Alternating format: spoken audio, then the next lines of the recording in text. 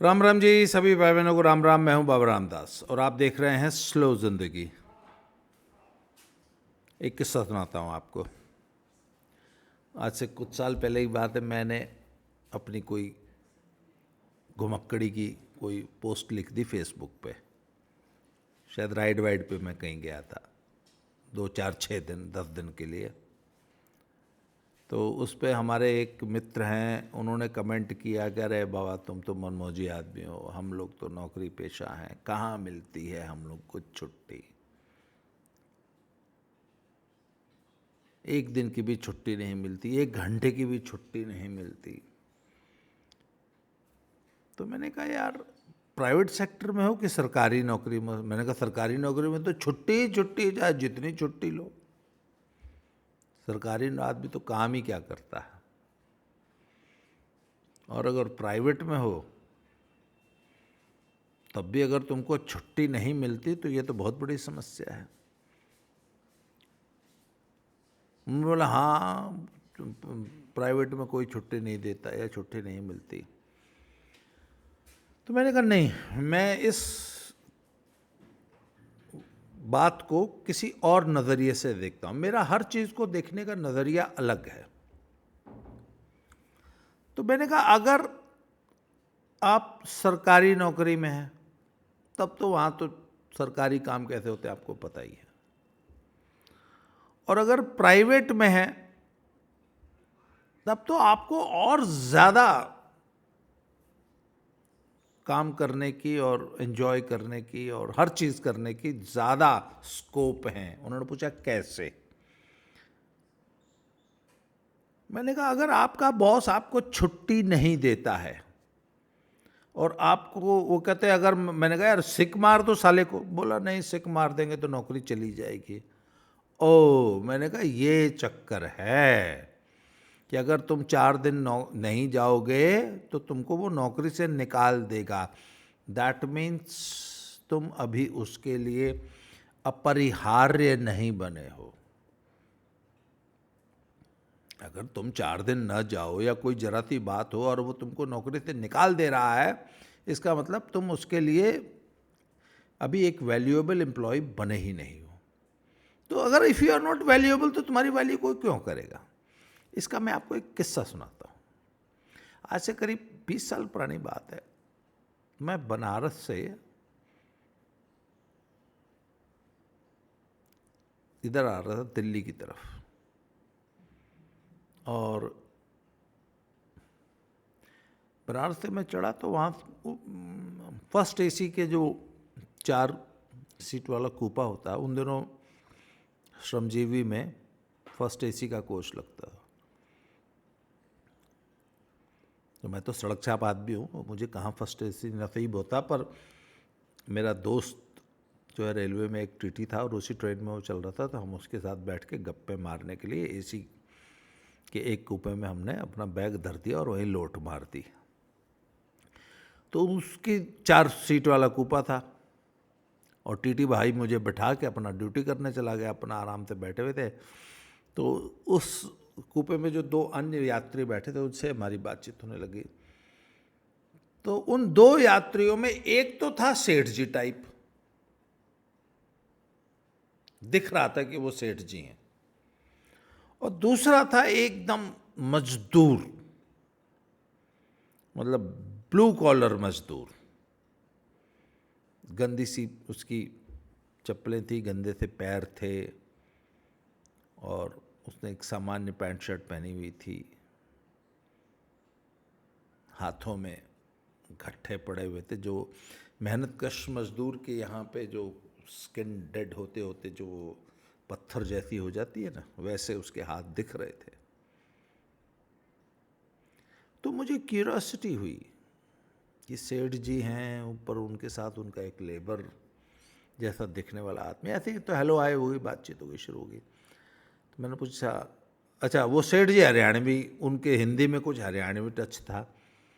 तो हम तो भाई बचपन से मल्टीलिंगुअल रहे हैं, तो हम उनसे हरियाणवी में शुरू हो गए। और सेठ जी अड़े क्यों करे। तो सेठ जी बड़े खुश हुए।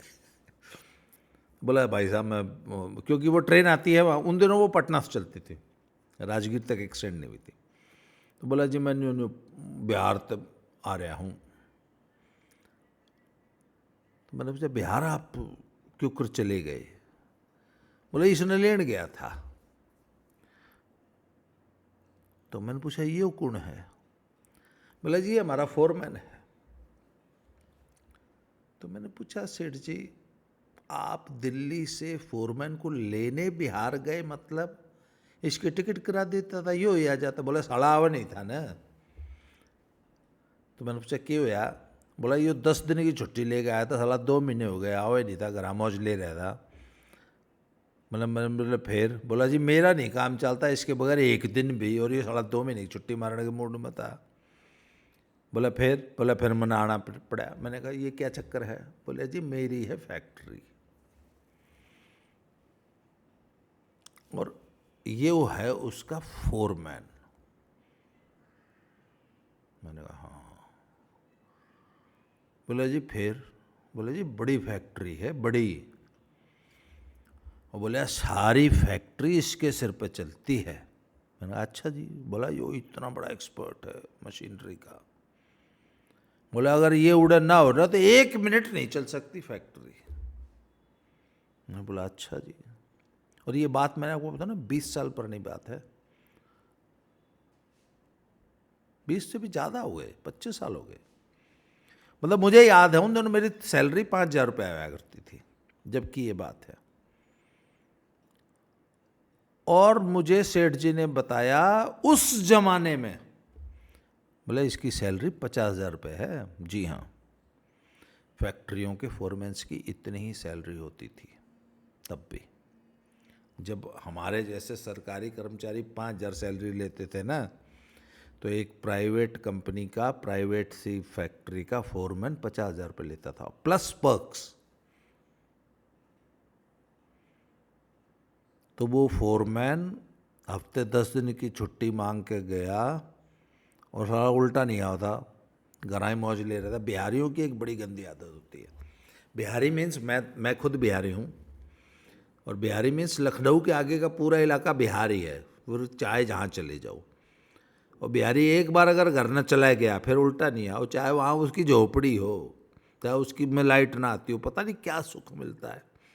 वो दिल्ली नहीं आओगा, वहीं गांव में उसका बस कर चलेगा तो वो गांव में ही रहेगा। खैर बोला जो बिहारी साला घर गया आया आवे नहीं था तो मुझे लेने आना पड़ा। तो मैंने कहा इससे कहते हैं स्किल और इसे कहते हैं क्वालिटी और इसे कहते हैं कर्मचारी का अपरिहार्य हो जाना, कि आपके बिना 1 मिनट मालिक का काम नहीं चलता। और जब आप अपने ऑर्गेनाइजेशन में इस स्थिति में पहुंच जाते हैं फिर आप नौकरी नहीं करते उसकी। आपको क्या लगता है कि वो फोरमैन उस सेठ की नौकरी करता था? नो। अब आप अपने आप को उस फोरमैन की जगह रख के सोचिए कि आप ऐसे ही एक फैक्ट्री के फोरमैन हैं और ऐसा ही आपका सेठ है और आपके बल पे सारी फैक्ट्री चलती है और आपका कोई रिप्लेसमेंट नहीं है मार्केट में। फिर आप एक दिन अपने मालिक से बोलते कि साहब मैं अपने बच्चों के साथ मनाली जा रहा हूँ, तो आपका सेठ क्या करेगा? आपका सेठ बोलेगा हाँ हाँ जरूर जी। और आप कहोगे जी मैं तो बस से बुकिंग कराऊंगा। बोले देख कमाल करते हो भाई साहब, आप बस से क्यों जाओगे? आप मेरी फॉर्चूनर लेके जाओ सर। बोले नहीं यार मुझे फॉर्चूनर नहीं चलानी आती। अरे बोला सर आपको थोड़ी चलानी है, आप मालिक हो सर, कमाल करते हो सर। आप ड्राइवर लेके जाओ सर, बच्चे साथ जाएंगे सर। सर 2 दिन क्यों सर, 4 दिन घूम के आओ सर। वहाँ मैंने आपके लिए 5 स्टार होटल बुक कराया सर, रूम ऐश करो सर। आप मालिक की तरह तेल लगाएगा आपको, बशर्ते कि आप उस फोरमैन जैसी हैसियत, फोरमैन जैसी औकात पैदा कर लो। और वो औकात ऐसे नहीं आती है भैया। उस फोरमैन के यहाँ गट्ठे पड़े हुए थे, उसने वो स्किल, उसका वो डेडिकेशन, उसकी वो मेहनत, वो बरसों की तपस्या का परिणाम थी। और वो उस स्टेज पे पहुंच गया था जहां उसके मालिक का उसके बगैर 1 मिनट काम नहीं चलता था, और वो अपनी शर्तों पे काम करता था। कोई भी आदमी अपनी शर्तों पे काम नहीं कर सकता जब तक उसमें वो क्वालिटी, वो गुण ना हो। और अगर आप में वो शर्तें नहीं, आपने में अगर वो गुण नहीं है, तब तो आप अपने मालिक के लिए बोझ हो। मैं एक और बड़ा मजेदार किस्सा बताता हूँ। मैं अपने एक दोस्त के घर चला गया, तो उसकी वाइफ जो है वो एक प्राइवेट स्कूल में टीचर थी। तो वैसे ही मैंने बातों बातों में पूछ लिया कि भाभी के रहे है। बोले भाभी स्कूल में पढ़ा हुआ। मैं बोला अच्छा। बोले पर पैसे ना देते, स्कूल वाले पैसे नहीं देते। तो उसने कही कि मैंने पूछी कितने देते हैं। बोला शायद 8 या 10,000 ऐसे कुछ बताया। बोले इसने 10,000 दे हैं। तो वो ना मेरा दोस्त बोला क्यों? और मैंने कहा ये 5 में भी महंगी है। मैंने कहा इसको स्कूल वाले 10,000 देते हैं? कहता हाँ।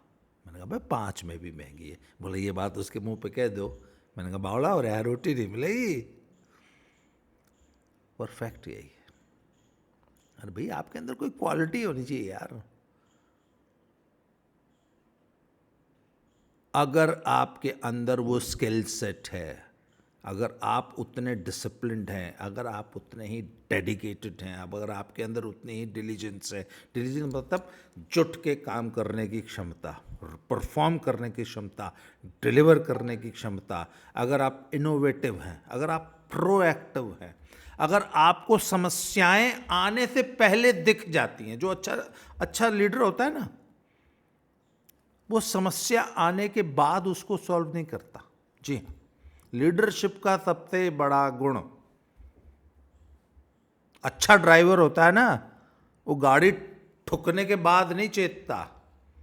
अच्छे ड्राइवर को 100 मीटर पहले पता लग जाता है कि अब गाड़ी ठुकने वाली, कंट्रोल करो, आगे सिचुएशन सही नहीं है या गड़बड़ हो रही है। जो स्मार्ट, जो अच्छा शार्प ड्राइवर होगा ना, गाड़ी में अगर हल्की सी भी आवाज़ या हल्की सी भी वाइब्रेशन या हल्की सी भी गाड़ी का फील चेंज हुआ, उसको तुरंत पता लग जाता है गाड़ी में कुछ गड़बड़ है।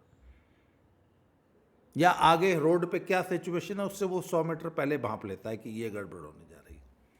अचानक हो जाए तो देखिए एक्सीडेंट्स तो होते हैं, पर एक अच्छे ड्राइवर के ये गुण होते हैं। उसी तरह एक अच्छे लीडर के ये गुण होते हैं कि वो समस्या से के आने से पहले समस्या को भांप के उसको अवॉइड, उसको वो कर लेता है, रोक लेता है।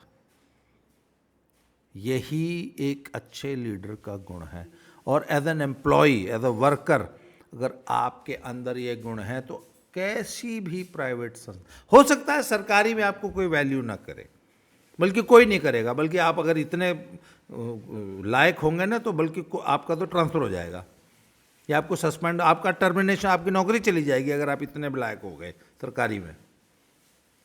पर अगर तो प्राइवेट सेक्टर में अगर आप इतने लायक हैं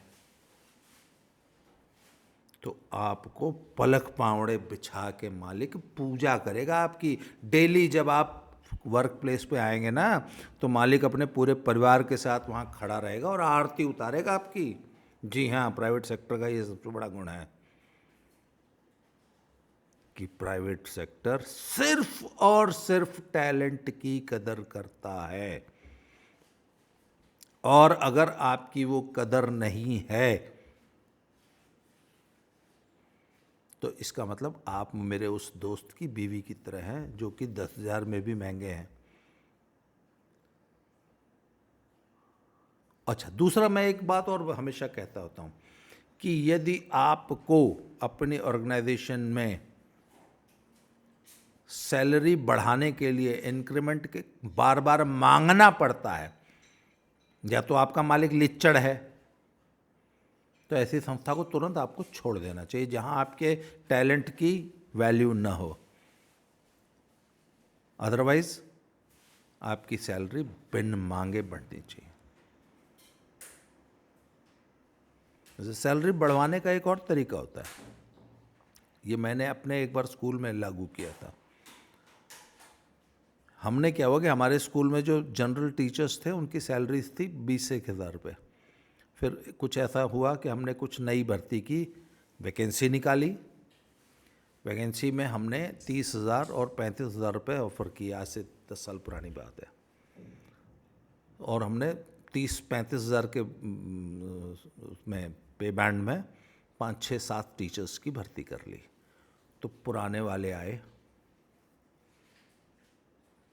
तो बोले सर साढ़े च की कमी है, इन्हां नूं तुसीं 35,000 क्यों दे रहे हो, सानू 20 क्यों दिन्ने हो। मैं क्या, क्योंकि मैं बहुत मुंहफट आदमी हूँ। मैं क्या, क्योंकि तुम लोग 20 में भी महंगे हो। तो मैंने कहा तुमको 35 चाहिए थे? कहते हाँ। तो मैंने कहा जब ये वैकेंसी निकली थी ना तब अप्लाई करना चाहिए था। बोले हम तो सर ऑलरेडी इस इंस्टीट्यूशन में है। बोलो नहीं, आपको उस पद के लिए, उस पे स्केल के लिए आपको अप्लाई करके इंटरव्यू दे के सिलेक्ट होना चाहिए था। अपने आप तुम्हारी सैलरी बढ़ जाती है। मैंने कहा एक दूसरा भी तरीका है। जी हाँ, मैंने कहा एक तरीका और है। अभी देखो सीज़न चल रहा है, रिक्रूटमेंट सीज़न है, चारों तरफ वैकेंसीज निकली हैं, जाओ फॉर्म भरो, वैकेंसीज जाओ, वॉक इन इंटरव्यूज़ होते हैं, जाओ इंटरव्यू दे के आओ और मुझे 35,000 का ऑफ़र लेटर ला के मेरे सामने रख दो कि sir thank you very much, आपसे बहुत सीखने को मिला, thank you for this, we are very thankful for this wonderful organisation, आपने हमें बहुत कुछ सिखाया, ये वो ब्ला ब्ला ब्ला, 4 बातें करो। बोला सर मुझे रिलीव कर दीजिए। क्यों? क्योंकि मुझे 35,000 की नौकरी मिल गई है। लाइए ना ऑफर, अपना ऑफर लेटर सामने ला के रखिए, ले आओ 35,000 की ऑफ़र। फिर मैं अपने आप ही बोलूँगा कि यार चलो मैं ही दे देता हूँ 35। तो मैंने कहा मेरे सामने 2 ऑप्शन होंगे, या तो मैं कहूँगा शुक्र है भला टल रही, जाओ जाओ जल्दी जाओ जी, या अगर तुम्हारे अंदर वाकई 35 का टैलेंट होगा तो मैं तुम्हें रोकने की कोशिश करूँगी, ये 35 आप मुझसे ले लो। होता है ऐसा, यस ऐसा हुआ है हमारे ऑर्गेनाइजेशन में, कई बार हुआ है कि 100 रुपये सैलरी वाला आदमी 125 का ऑफ़र लेके आ गया, हमने 125 तुरंत कर दी। तो वही बात है, अगर आपकी वैल्यू है आपको छोड़ कर न जाना पड़ेगा, न छुट्टी के लिए तरले करने पड़ेंगे। आप राजा की तरह मालिक बन के उस ऑर्गेनाइजेशन में रहेंगे अगर आपके अंदर गुण हैं, और नहीं है तो आप संस्था पे बोझ हैं। अगर आप वो कहेंगे ना मैं जा रहा हूँ, बोला भाई तू कल क्यों जाएगा, आज ही जाना, तो आपकी कितनी वैल्यू है आपको। मैं तो हमेशा कहता हूँ, मैं अपने कई बार जब लोग इंटरव्यू देने आते थे तो मैं उनसे एक बात कहता था कि जब आप शोरूम में जाते हैं ना तो हर ड्रेस के ऊपर एक टैग लगा होता है, उस टैग पे ना उसकी कीमत लिखी होती है, तो आप जाके ना वो टैग पढ़ते हैं। मैंने कहा आप लोग जब इंटरव्यू देने आते हैं ना तो आपके भी एक अदृश्य टैग लगा होता है और आपको पता नहीं चलता, हम भी उस टैग को पढ़ते हैं कि आपकी कीमत कितनी है। यार अब जब आप टैग ही 1,000 रुपये लगा के लाए हो तो आपको कौन 3,000 दे देगा? आप खुद ही टैग 1,000 रुपये का लेके आए हो। भैया आपने, आपके यहाँ जो टैग है ना वो 10,000 का लगा होगा ना, फिर 10,000 का आपको मार्केट में मिलेंगे, पर आप ऐसे 10,000 का टैग लगा नहीं सकते। 10,000 की औकात पैदा करनी पड़ती है। तो ये आज का एपिसोड किस्सा गोई में ही मान लिया जाए, किस्सा ख़त्म हुआ, बहुत ज़्यादा प्रीच करने की ज़रूरत नहीं है। आज के लिए इतना ही, बहुत बहुत धन्यवाद। ऐसे ही फिर किसी किस्सा गोई में आगे फिर मिलते हैं। Thank you very much. जय श्री राम, हर हर महादेव।